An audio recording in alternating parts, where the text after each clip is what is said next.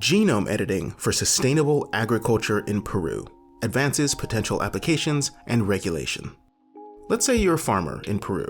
You've got land, you've got fertilizer, you've got sunshine, and you've got water. All the pieces you need to grow any kind of crop you'd like, right? Wrong. Many, if not most, crops are highly adapted to one specific region. If you're trying to grow bananas, for example, they might flourish nearby in Ecuador, but that doesn't mean they'll grow well in the Peruvian highlands. To get them to grow on your land, you need to do one of two things. 1. Use selective breeding, or 2. Use a GMO. But there are issues with both of these options. Selective breeding involves generations and generations of trial and error. You might not have time for that. And in Peru, GMO crops have been outlawed through 2035.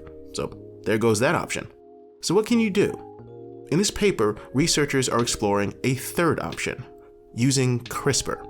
You see, in Peru, the ban on GMOs specifically targets organisms containing a novel combination of genetic material introduced through technology.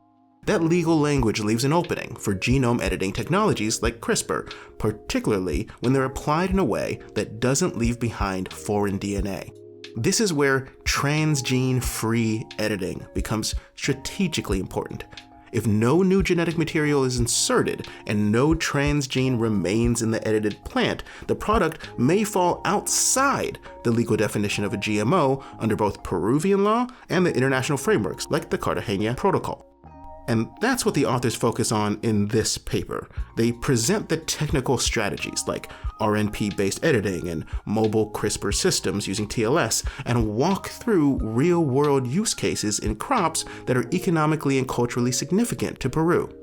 On today's episode of Journal Club, we're going to break down these technologies and see how they work.